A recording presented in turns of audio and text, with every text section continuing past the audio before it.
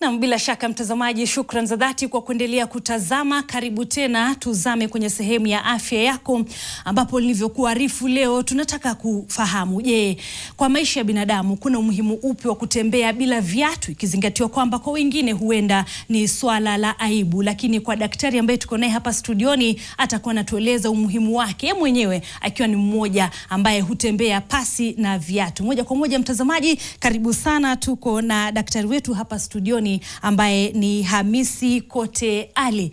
Hujambo? Sijambo sana Wakesho. Vipi habari leo, umeshindaje? Sina neno, mie nashukuru.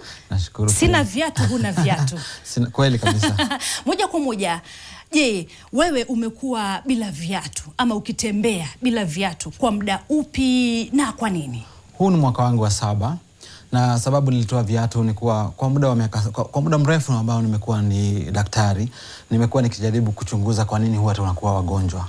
Na nimekuja kujua kwamba kitu kimoja ambacho kinatufanya wagonjwa sana katika kwanza maradhi haya ya arthritis na kuumwa na migongo ni viatu. Viatu ndio zina umuhimu wake. Watu wataangalia umuhimu wa viatu kama usafi, wengine wataangalia kama kujikinga kulingana na kudungwa na vitu.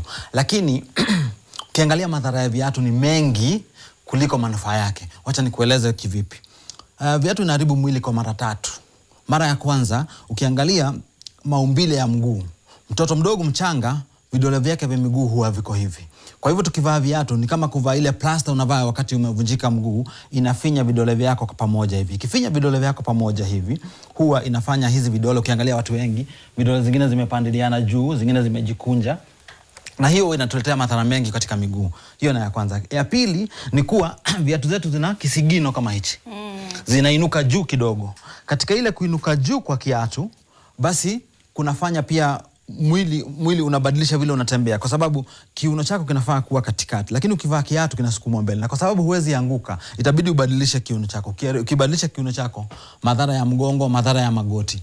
Na sehemu ya tatu pia ni hii ya ndani hii ambayo tunaita arch, hii ya kusupport mguu. Ukiingiza kwa miguu, kwa sababu maso zako, mguu wako unafaa kuwa unacheza. Mguu una joint, una mifupa 26 na mguu pia una joint 33. Hizi joints zinafaa kuwa zinacheza moja baada ya nyingine. Lakini ukivaa kiatu ambacho hakikubali mguu kucheza, basi huwa zile maso za mguu huwa zinakuwa hazina nguvu. Zikiwa hazina nguvu zinakuwa weak. Unapata ile flat foot, kisha unaanza kupata uchungu kwa miguu. Na sio hiyo tu. Wakati sisi huwa tunatembea, kuna kule kuongea na dunia na ardhi. Mwili wetu umeumbwa speciali kwa sababu Mungu akituumba, kwanza tumesema vidole viwe hivi. Cha pili kutupea ni kuwa pande hii ya mkono ama ya mguu ni ngumu kuliko pande ya juu. Kwa nini? Kwa sababu Mungu alitaka kila wakati tukitembea ama tukiweka miguu yetu chini, tunaweza kujua ni nini iko chini ya mguu wetu. Wakati hatuwezi kujua, tukivaa kiatu kama ile, hiyo sensation, hiyo kuongea na dunia inakuwa imepunguzwa sana. Na katika kupunguza hiyo communication, kuna kitu inaitwa proprioception. Hiyo proprioception huwa inapotea. Ikipotea, basi huwa tunaanza kuumwa, mwili wetu ufanye kazi vizuri, kushikana. Na ndio sababu unaona siku hizi watu wengi wanaanguka ovyo ovyo. Mtu anatembea anaanguka. Watu wengi wanalia shida ya magoti. Watu wengi wanalia shida ya kiuno, shida ya mabega. Zote hizi ni kwa sababu ya viatu. Wajaribu watembee bila viatu waone. Daktari, kwa haraka maana muda haunasi, pengine wewe mwenyewe unapotembea bila viatu huo ni aibu? Na je, ni maeneo yapi hivi kabisa huna viatu ama kuna wakati unavalia viatu? Tumekuona safari za ng'ambo, waweza kuenda msalani. Zungumzia hilo kwa kifupi. Sina viatu kabisa. Nilikuwa ni mtu mwenye kupenda viatu sana. Nilikuwa na pea nyingi sana za viatu. Lakini zote hizo nilipea ndugu zangu na nikapea na kazi zangu. Kwa sababu nilikuja kujua kuvaa viatu ni ugonjwa wa kwangu. Kwa sababu kitu moja tunafaa tuogope sisi wote ni kuwa tukizeeka alafu tushindwe na kutembea, tushindwe na kujibeba mwili wetu, basi huo ndio ugonjwa mkubwa zaidi kuliko kansa, kuliko diabetes, kuliko hypertension, kuliko maradhi yoyote yale. Kwa nini? Unaposhindwa kujibeba, basi huo unapoteza ule ubinafsi, ule utu wako, kwa sababu watu lazima wakufanyie kila kitu, wakupeleke msalani, wakubebe kila unapoenda. Na je, zile germs mfano pale chooni na kuaje hapa daktari? Mwaka wa 7 sasa sijavaa viatu. Kama kungekuwa nazo ningekuwa mgonjwa. Mguu yangu ndio hiyo. Mguu wangu ndio huo.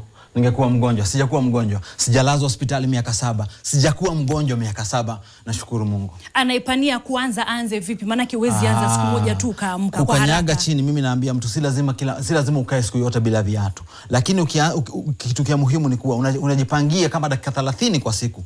Ukanyage chini kwenye nyasi kwanza. Na kama huwezi, kwanza kanyaga tu chini ukiwa umeketi kwenye kiti ili upunguze ile kutekerenya kwa miguu. Kisha anza kutembea kwa nyasi na mchanga, na kisha baada ya hapo ndio utaanza kwenda kwenye sehemu ngumu. Usianze kwenye sehemu ngumu. Pia mtoto akizaliwa haanzagi kutembea. Kwa hivyo anza kidogo alafu kuulize. Naam, bila shaka kuna mengi. Wapatikana wapi? Mimi napatikana katika hospitali ya huduma ya afya ambayo tunaita The Human Garage Wellness Center. Tuko Garden Estate hapa Nairobi. Na tuko na branch pia Nairobi, Mombasa pale Biashara Building. Asante sana. Bila shaka mtazamaji, hata mimi sina viatu. Nafikiri unaniona niko hivyo.